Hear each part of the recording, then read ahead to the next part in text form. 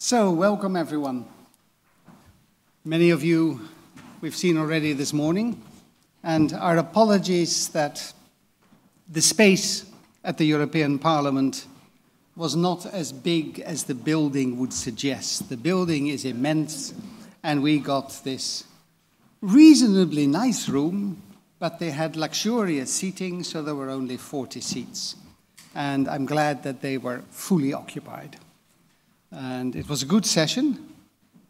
The attendance from the European Parliament members could have been a bit higher, but the good part was that clearly Patricia Toia, the MEP who had organized it, she had got the message because she gave a 10-minute opening speech and had captured exactly the main points from the Commission. And where she got that from, I don't know. People thought I had given her that speech. No, I had nothing to do with it. And none of our Italian colleagues, you never know with them, they talk together and all kinds of things. But my understanding was none of them had had contact. So her office had really got that herself. So this afternoon promises to be an interesting session, I think. We have a number of different focuses. We'll start with overviews from CENTER. I'm very happy to have Jeff here presenting an overview of TRACK. We'll discuss a few of the challenges and what we have available. And what I would like to see from the first part of this meeting is how we can really take benefit from analysis across the studies. What are the complementary opportunities and how should we put that into practice?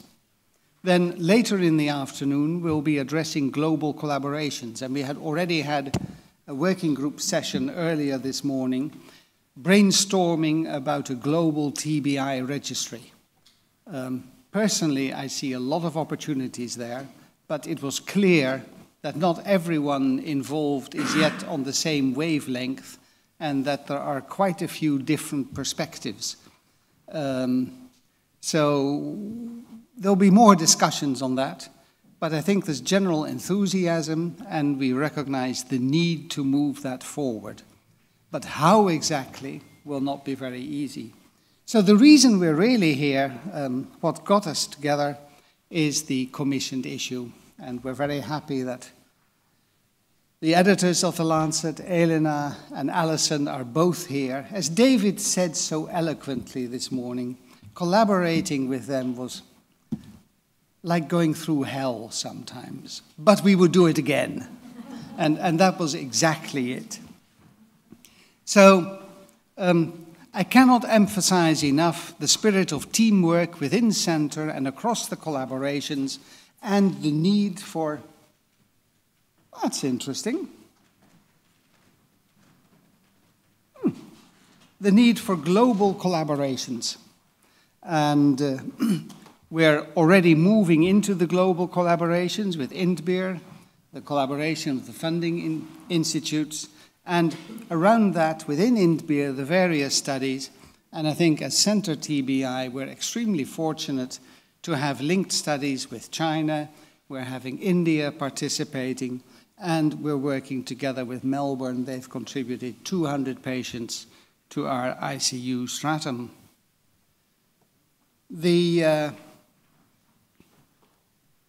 global incidents, and at the bottom of the slides you'll see some general recommendations which are taken from the Commission.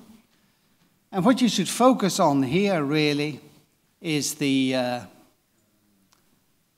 large grey areas which represent parts of the world where we do not have accurate data on hospital incidents. Within Europe, in the caught-out figure, we see the distribution of the different incidences across Europe.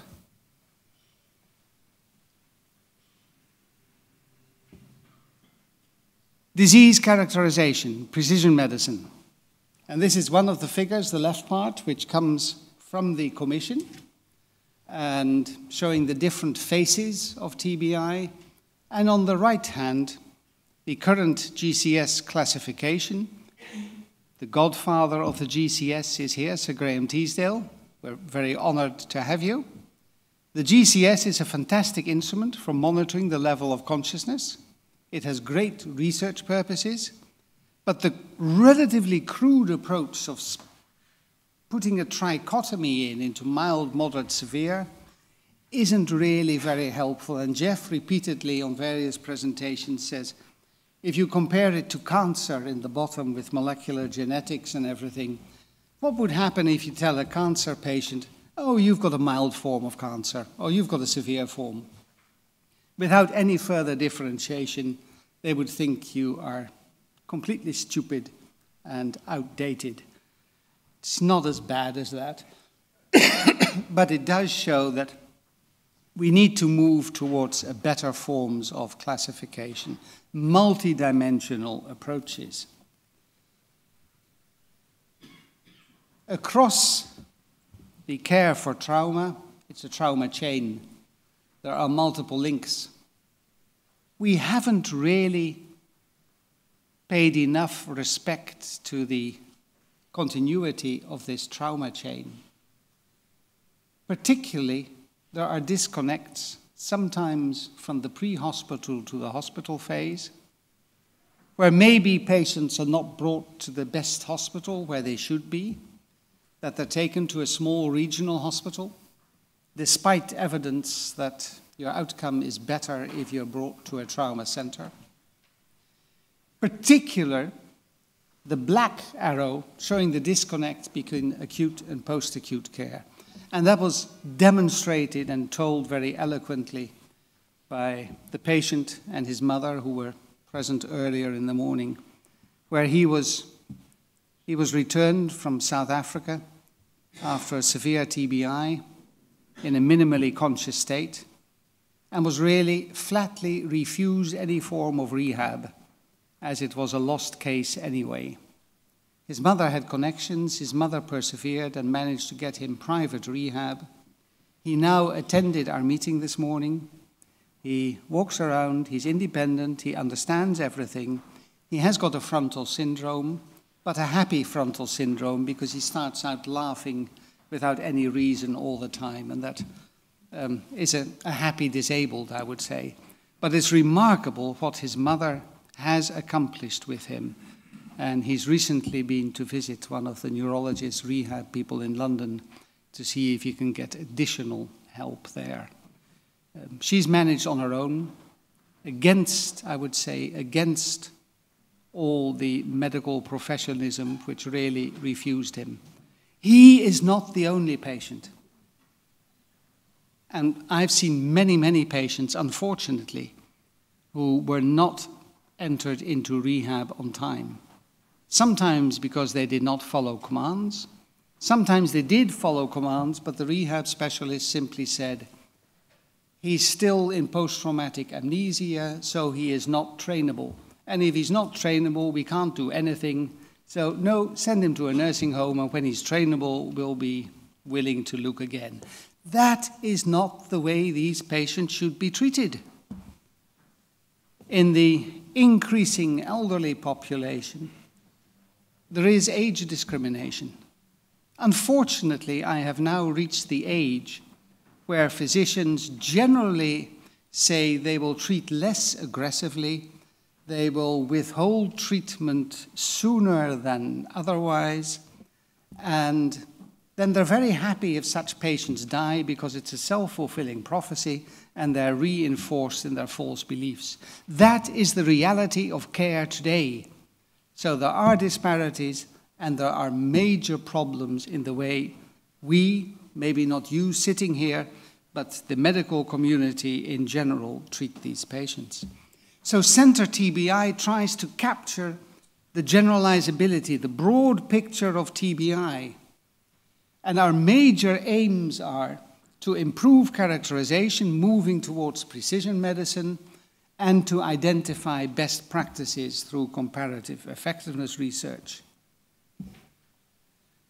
This is where we stand as of last week.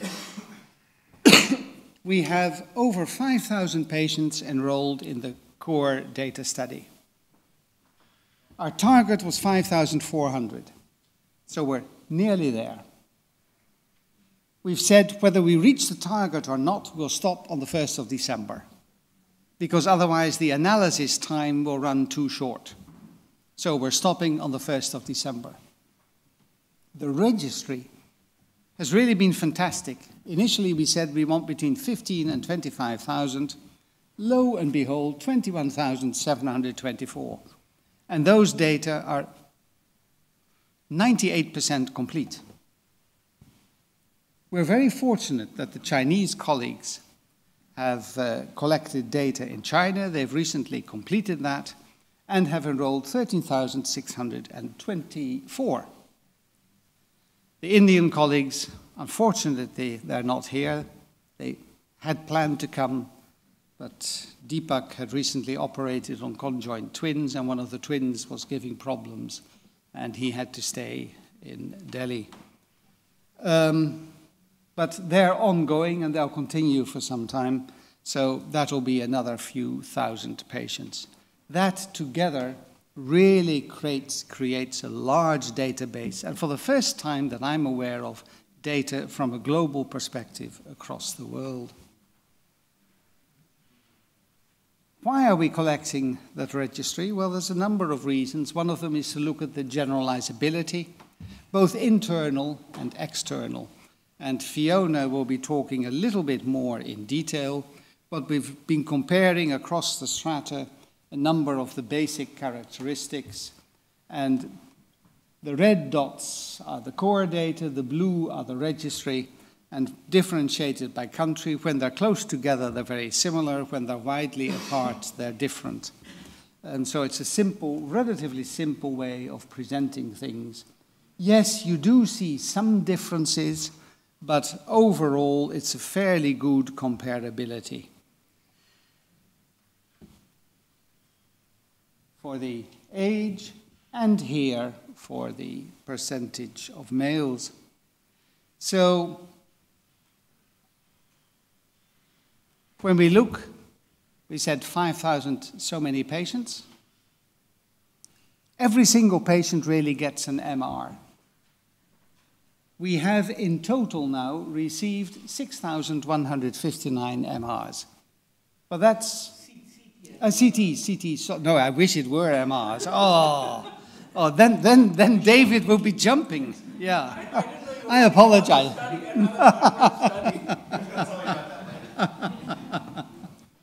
And 3/4 of them have been centrally reviewed, done by Icometrics, and they're really doing a good job here. They're here today with us. They still have quite a lot to do, though, and that over the next months will keep them a little bit preoccupied, I guess. When we look at the time between injury and first CT, it's very similar to previous studies. Studies that I did together with Valérie Legrand and Nino and others. 20 years ago, we just decided. Maybe it's not quite that long.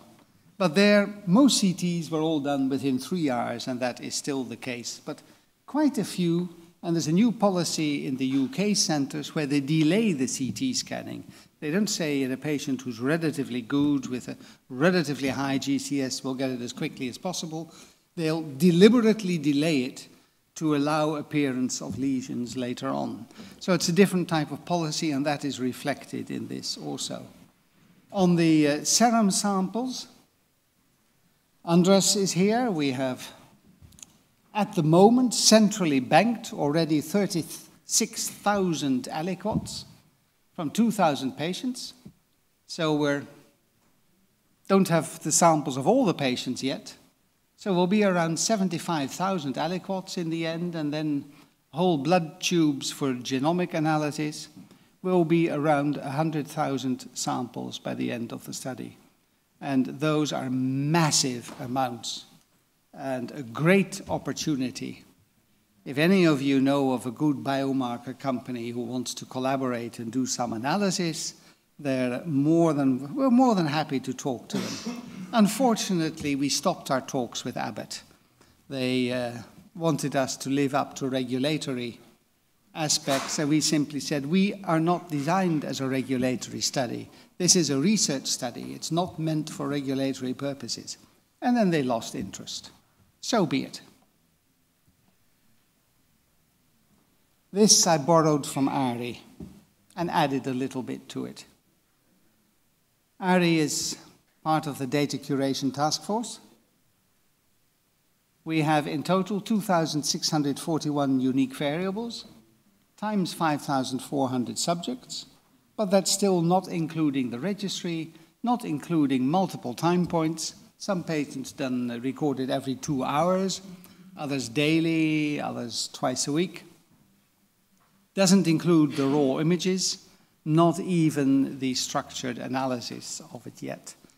So when you add all that up, you're not talking about gigabytes, not about terabytes, but about petabytes of data.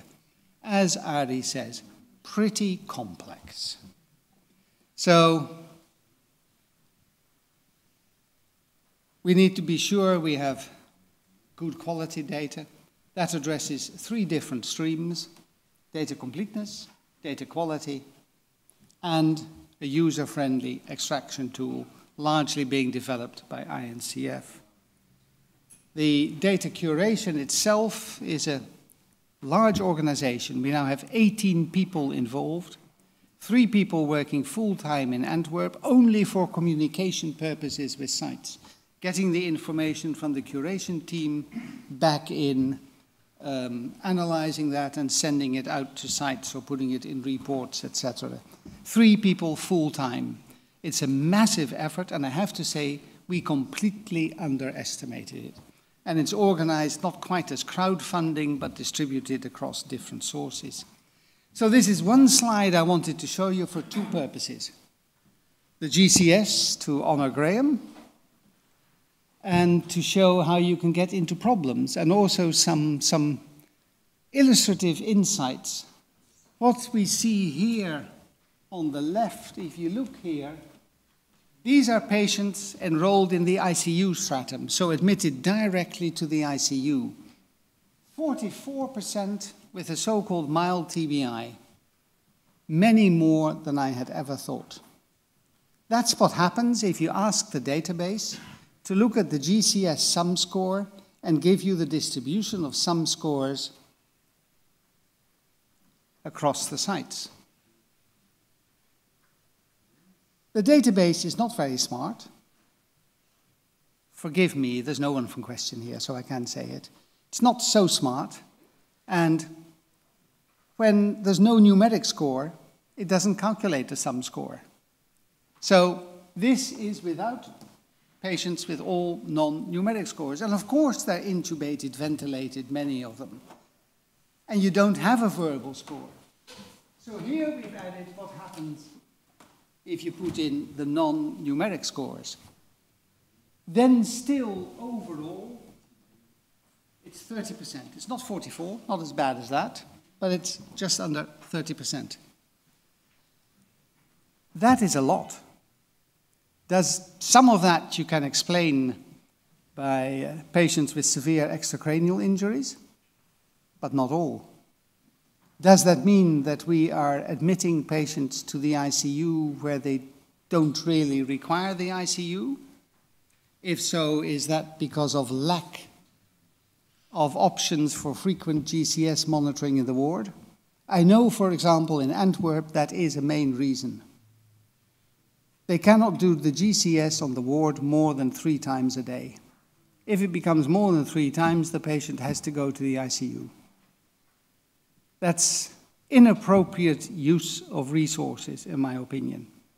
This can be a lot more efficient and save a lot of money. So there's the database aspect here, and there's the aspect of efficiency of use of healthcare resources.